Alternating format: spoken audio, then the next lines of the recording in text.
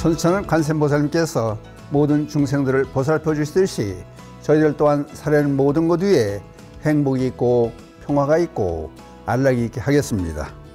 나모라 다나다라 야야 나무갈냐 바로기제 세발의 사바. 둘째 여러분 반갑습니다. 만공의 공덕주 회원님들을 비롯해서 늘 이 시간과 함께 해주시는 모든 불자님들께 그저 날마다 좋은 일만 있으시기를 기원드립니다. 감사합니다. 오늘은 불교에 소가 많이 등장을 해요. 그러면 소가 좋은 의미에서 등장을 많이 하는데, 그렇다 보면 오늘은 특별한 얘기를 꾸며봤습니다. 도적의 무리들을 깨우쳐주는 도적들을 선량한 사람으로 만들게 한 소에 대한 얘기를 하겠습니다. 좀 여러분들은 제목 들으시고 그런 일이 있을 수 있나 이상하겠죠. 도적의 무리, 도적의 패들 한 500명을 좋은 곳으로 인도해 준 도적질을 더 이상 안 하게 하고 선량한 사람으로 만들어준 소에 대한 얘기가 됩니다. 소 그러면은 일반 사회에서 그냥 농경 사회니까 소에 요즘에 트럭터 같은 그런 역할을 논밭 갈고 그러니까요.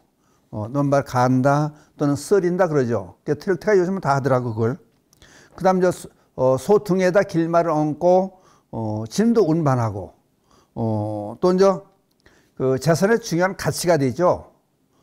그래서 이제 소를 암소를 기르면은 그게 이제 송아지를 낳게 되면 재산이 불어나는 거고, 그래서 일부러 어떤 사람은 송아지를 사서 키워가지고 어미소를 파는 그런 경우도 있지 않습니까? 근데 소가 이제 일할 때, 농가밭에서 일할 때 사람이 7배 역할을 한다는 거예요. 그러니까 대단한 거죠. 근데 이제 그렇다면은 우리 사회에서 사람과 가장 친근한 개하고 소가 우리 인간과 가장 친근한 가축일 것 같아요. 그래서 전설 속에 나오는 소의 얘기를 해보면은요, 견우직녀의 견우가 있잖아요. 그 늙은 소에 의지해서 황무지를 일구며 살았다고 하는 견우직녀의 견우 얘기하며, 불교에서 소는 또 선제동자가 깨달음을 얻기 위해서는 시무도가 있지 않습니까? 깨달음의 과정으로 가는데 소를 비유해서 설명을 하기도 하죠. 그렇다 불교에서 보는 소는 불법을 수호하고 돕는 그런 역할을 해요. 절에 소에 관계되는 전설들이 많이 내려와요.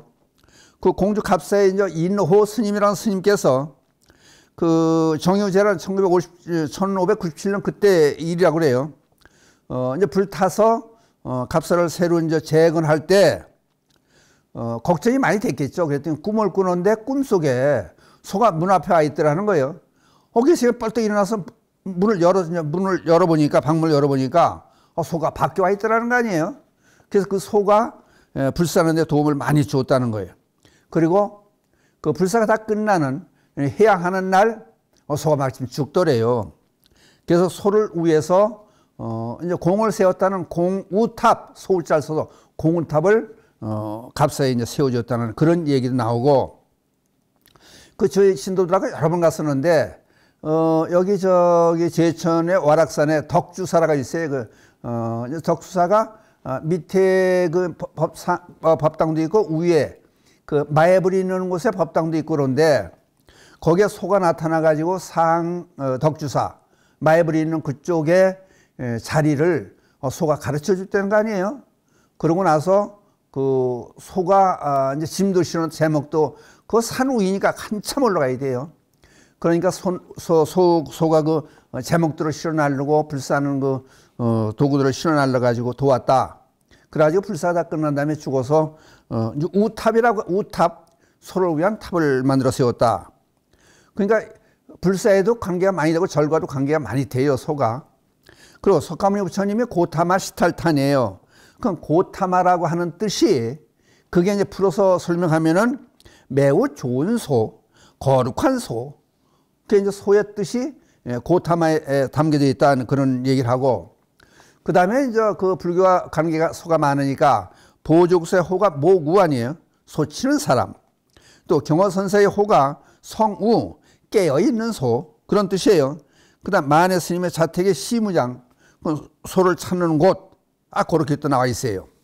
그러니까 소의 얘기가 이렇게 많이 적용되고 있는데, 그 먼저 소와 도적에 관한 얘기를 본 얘기로 들어갈 건데, 이제 도적 그러면은 여러분들 도척 그런 얘기도 들어봤는지 몰라요. 도척, 도둑의 원조라고 하면 이상하지만 도둑의 원조의 원조. 도척, 중국 춘추 전국시대에 있던 인물인데 원 이름은 전핵인데 그 도척이라는 이름으로 불렀어요. 이제 그러면 아니 도둑이 9,000명의 무리들을 거느리고 있었다는 거 아니에요? 9,000명.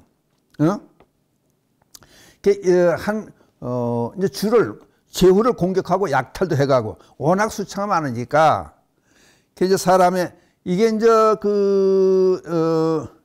사마천이 쓴 사기 102열전에 보면은 인육을 사람 고기를 먹는 인육을 먹는 도척 같은 놈이라는 그런 비유 얘기가 등장을 한다 그래요.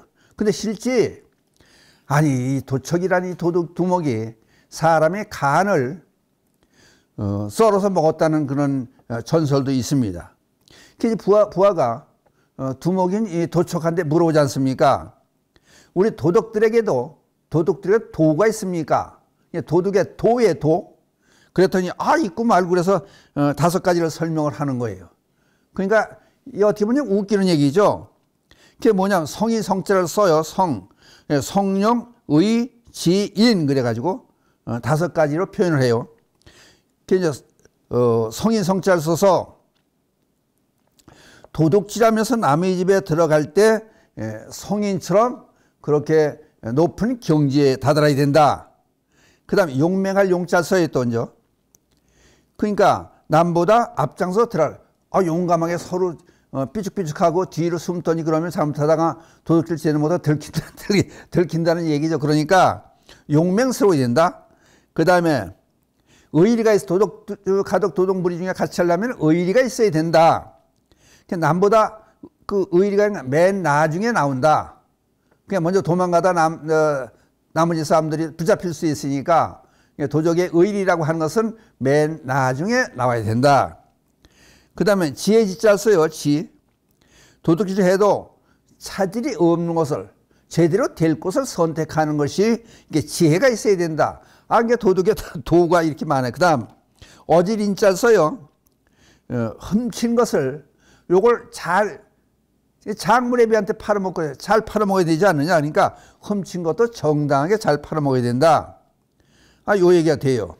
그 다음에 이제 야세에 따르면 도둑이 두목이 저희 집에 들어가면 자느래를 이렇게 쳐다보고 너는 나처럼 도둑이 되면 안 된다. 그런 생각을 늘 했대. 도둑이 나쁜 거는 이 도둑의 두목도 알았던 모양이죠 아마. 이제 그래서 도적에 관한 얘기를 역사에 있던 얘기들을 이렇게 끄집어내서 했는데, 근데 외국 여행 가는 사람들이 우리나라와 세계적인 여러 나라를 비교해 보면 우리나라처럼 안전한 나라가 치안이 잘 돼 있는 나라가 없다고 그래요. 여기 이제 비유를 해서 한번 설명을 드려볼까요? 이탈리아의 도둑이 그렇게 심하다고 그래요. 세리꾼들이 프랑스 파리하고 이탈리아. 그래서 이제 우스갯소리 한번 할게요. 이 결혼 구원 광고를 냈대요. 이탈리아에 있는 이탈리아의 그 남자 쓰리꾼이 소매치기죠. 쓰리꾼이 소매치기가 신문에 광고를 내는데 자기들끼리 알아보고 프랑스에 있는 그 여자 소매치기가 서로 연결이 돼가지고 결혼을 했대요.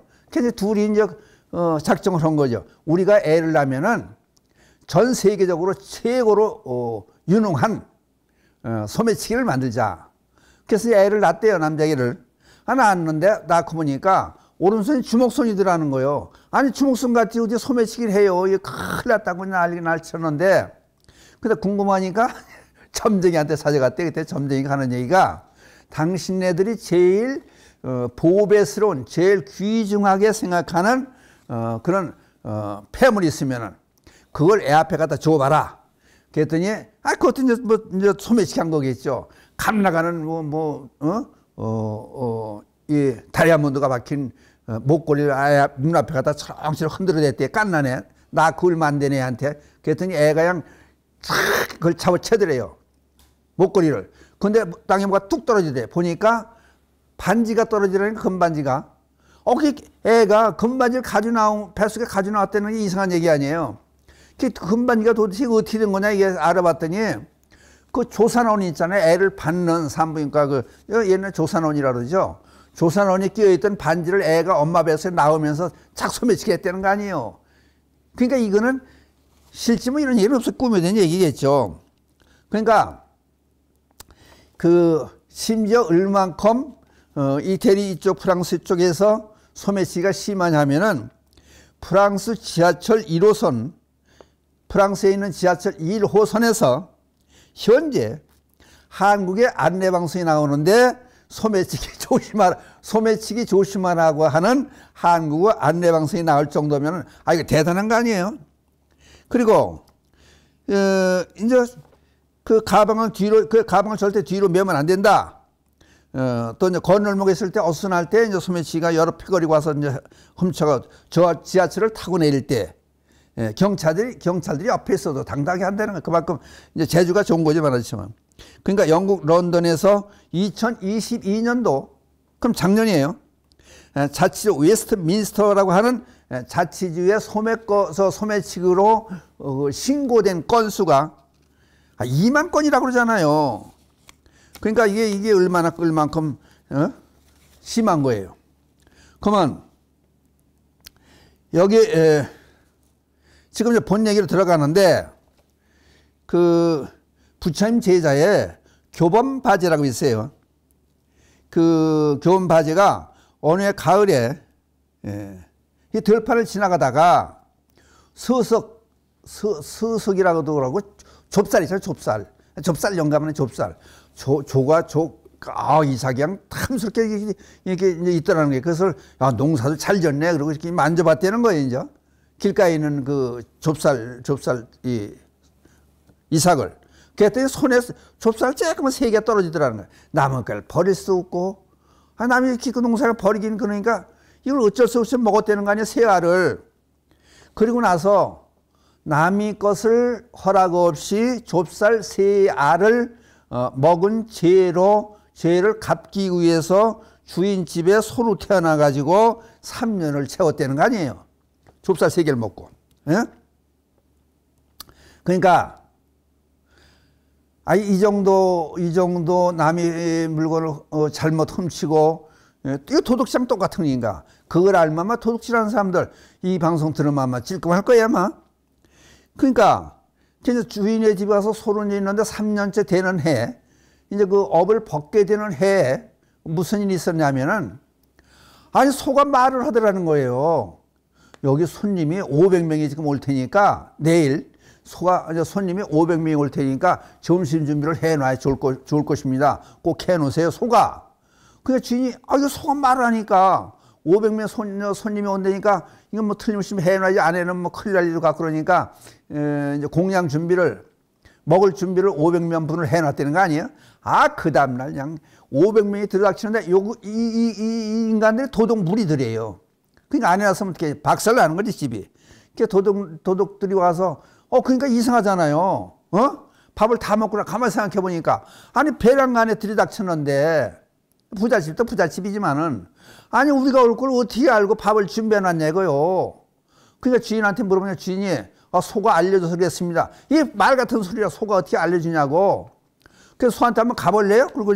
그래서 외양간으로 간 거야. 저 소가 그랬다. 그랬더니 소가 사람으로 변해드리는 거 아니야? 그 자리에서 도둑물이 500명이 쭉 보고 있는 자리에서 사람으로 변하면서 하는 얘기를 내가 지금 부처님 제자였었는데, 교범바제라고 하는 제자였었는데 내가 지나가다가 그 얘기를 한 거예요. 좁쌀 3알을 내가 먹고 소로 변해서 이렇게 됐다. 그 얘기를 들으니까 도둑들이 그렇지 않게 도둑한테 아주 일장설법을 했다는 거 아니에요. 도둑 500명이 그래서 아이고 잘못했습니다 그래가지고 깨우침을 얻어가지고 전부 선한 사람이 됐다는 거 아니에요. 소가 깨우쳐준 거지. 응? 근데 교범바제가 이 부처님 제자 중에서 그 대세김 소가 전생에 소였다는 것을 부처님께 얘기를 해드려요. 주세요. 밥 먹고 나면 소가 되새김하잖아요. 소가 우리가 4개 아니에요. 그냥 먹은 걸 입에 또 이렇게 토해가지고 지렁이를 씹어먹고 다시 되새김을 하니까 교문바지도 끄끄거리고 그러니까 부처님이 그걸 보고 너는 전생에 소였기 때문에 그랬다. 그 소였던 업이 끝나지가 않아가지고 이 지경이 됐다. 그래가지고 염주를 줘가지고 목련나무로 된 열매를 줘가지고 교문바지한테 수행을 하게 했다는 거 아니에요.